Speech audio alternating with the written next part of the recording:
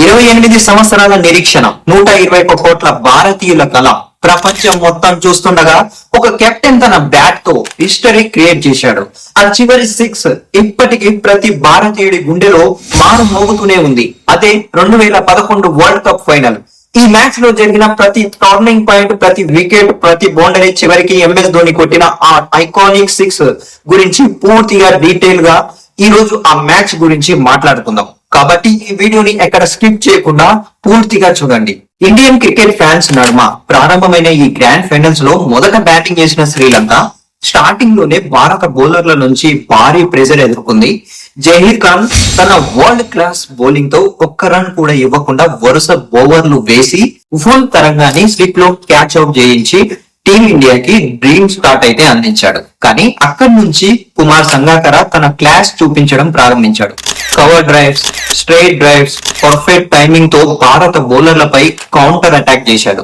మరో ఎండ్లో మహేలా జయవర్ధనే కూడా ఒక షాట్ తో తన ఎక్స్పీరియన్స్ ఏంటో చూపించాడు. ఫీల్డ్ ప్లేస్మెంట్ ని అద్భుతంగా ఉపయోగించుకుంటూ బౌండరీస్ రాబట్టాడు. అయితే కీలక సమయంలో యువరాజ్ సింగ్ వచ్చి సంగాకరని పెవిలియన్ పంపించడంతో మరోసారి మ్యాచ్ ఇండియా వైపు తిరిగింది. కానీ అసలు స్టోరీ అప్పుడే స్టార్ట్ అయింది.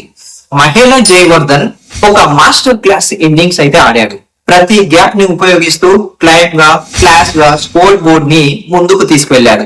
కేవలం 49 బాలలో తన హాఫ్ సెంచరీ పూర్తి చేసి చివరి వరకు నాట్అవుట్ గా నిలిచి వరల్డ్ కప్ ఫైనల్లో ఆల్ టైమ్ గ్రేట్ ఇన్నింగ్స్ లో ఒకటిగా నిలిచే పర్ఫార్మెన్స్ ఇచ్చాడు. ఇక చివరి ఓవర్స్ లో శ్రీలంక బ్యాట్స్మెన్స్ పూర్తిగా గేర్ చేంజ్ చేశారు. బౌండరీస్, సిక్సెస్ తో భారత బౌలర్లపై దాడి చేసి చివరి బాల్ ను కూడా 6 గా మార్చి శ్రీలంక స్కోర్ బోర్డ్ ని 274కి తీసుకువెళ్లారు. ఇప్పుడు టీమిండియా ముందు టార్గెట్ 275. కానీ చేజ్ స్టార్ట్ అయిన కొద్దిసేపటికే biggest shock. Virender Sehwag LBW out. కొద్దిసేపటికే క్రికెట్ గాడ్ సచిన్ టెండూల్కర్ కూడా లసిత్ మల్లిక బౌలింగ్ లో అవుట్ అయిపోయాడు. స్కోర్ బోర్డ్ వచ్చేసి 31 ఫర్ 2 వికెట్స్.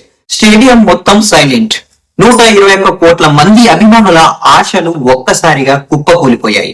అలాంటి పరిస్థితిలో గౌతమ్ గంభీర్, విరాట్ కోహ్లీ క్రీజ్ లో నిలబడి పార్ట్నర్షిప్ బిల్డ్ చేశారు. ఇద్దరు ప్రెషర్ ని హ్యాండిల్ చేస్తూ మ్యాచ్ ను స్టెబిలైజ్ చేశారు. విరాట్ కోహ్లీ బ్రిలియంట్ షాట్స్ ఆడిన దిల్షన్ సూపర్ క్యాచ్ తో అతని ఇన్నింగ్స్ అయితే క్లోజ్ అయింది. అందరూ యువరాజ్ సింగ్ వస్తాడని అనుకున్నారు. కానీ ఒక సర్ప్రైజ్ అయితే ఇచ్చారు. ఎంఎస్ ధోని వచ్చారు యువరాజ్ సింగ్ ప్లేస్ లో. దీనికి సంబంధించిన డౌట్ చాలా మందికి ఉంటుంది. అది ఇప్పుడు క్లియర్ చేస్తా. యువరాజ్ సింగ్ ని రానివ్వకుండా ఎంఎస్ ధోని ఆపలేదు. ఎంఎస్ ధోని పంపించింది సచిన్ టెండూల్కర్ గారు. సచిన్ టెండూల్కర్ గారు ఎంఎస్ ధోనిని వెళ్ళమని చెప్పారంట. ఎందుకంటే ఇద్దరు లెఫ్ట్ హ్యాండ్ కాకుండా left hand and right hand combination ఉంటే బౌలర్స్ కి కొంచెం ప్రెషర్ పెట్టినట్టు ఉంటది. సో అలా మనం విన్ అయ్యే ఛాన్సెస్ ఉంటాయని సచిన్ టెండూల్కర్ వేసిన ఐడియా మాత్రమే ఇచ్చిన ఐడియా ఇది. ఎంఎస్ ధోని తనకు తాను ఎప్పుడు ప్రమోషన్ చేసుకోలేదు. బ్యాటింగ్ ఆర్డర్ సచిన్ టెండూల్కర్ చెప్పిన తర్వాతనే ఇలా బ్యాటింగ్ ఆర్డర్ అనేది చేంజ్ అయ్యింది. సో అదే నిర్ణయం భారత క్రికెట్ చరిత్రని మార్చేసింది. ధోని, గంభీర్ ఇద్దరు ఒక్కో రన్, ఒక్కో బౌండరీతో మ్యాచ్ ను స్లోగా మన ఇండియా వైపు తీసుకొచ్చారు. గంభీర్ తన బ్రిలియంట్ 50 పూర్తి చేశాడు. ధోని కూడా ఈ టోర్నమెంట్ లో మొదటి హాఫ్ సెంచరీ అయితే నమోదు చేశాడు. అయితే సెంచరీకి కేవలం 3 రన్స్ దూరంలో గంభీర్ ఉన్నప్పుడు అనవసరమైన షాట్ ఆడి బౌల్డ్ అవుట్ అయిపోయాడు. కానీ అప్పటికే మ్యాచ్ పూర్తిగా ఇండియా చేతిలోకి వచ్చేసింది. చివరిలో యువరాజ్ సింగ్ వచ్చి ధోనికి పర్ఫెక్ట్ సపోర్ట్ ఇచ్చాడు. ఇప్పుడు ఇండియా విన్ అవడానికి కొన్ని పరుగుల దూరంలో మాత్రమే ఉంది. అప్పుడు వచ్చింది the moment every Indian will never forget. Nuwan Kulasekara వేసిన ball, Dhoni full swing and it's a massive 6. Dhoni finishes off in style. ఆ ఒక్క 6 తో ఇండియా వరల్డ్ ఛాంపియన్స్. 28 సంవత్సరాల నిరీక్షణ ముగిసింది. వాంకడే స్టేడియం ఆనందంతో ఊగిపోయింది. సచిన్ టెండూల్కర్ ను తన సహచరులు భుజాలపై ఎత్తుకొని స్టేడియం చుట్టూ తిప్పారు. Captain MS Dhoni ICC world cup ట్రోఫీని అందుకున్న క్షణం భారత క్రికెట్ చరిత్రలో ఎప్పటికీ చెరగని గోల్డెన్ మూమెంట్ గా నిలిచిపోయింది. ఈ మ్యాచ్ కేవలం ఒక వరల్డ్ కప్ ఫైనల్ కాదు, ప్రతి భారతీయుడి ఎమోషన్, ప్రతి క్రికెట్ అభిమాని క్రమంగా గుర్తు చేసుకునే గ్రేటెస్ట్ విక్టరీ. అయితే ఈ వీడియో గురించి మీరేమనుకుంటున్నారు? 2011 వరల్డ్ కప్ ఎంతమంది లైవ్ గా చూశారు?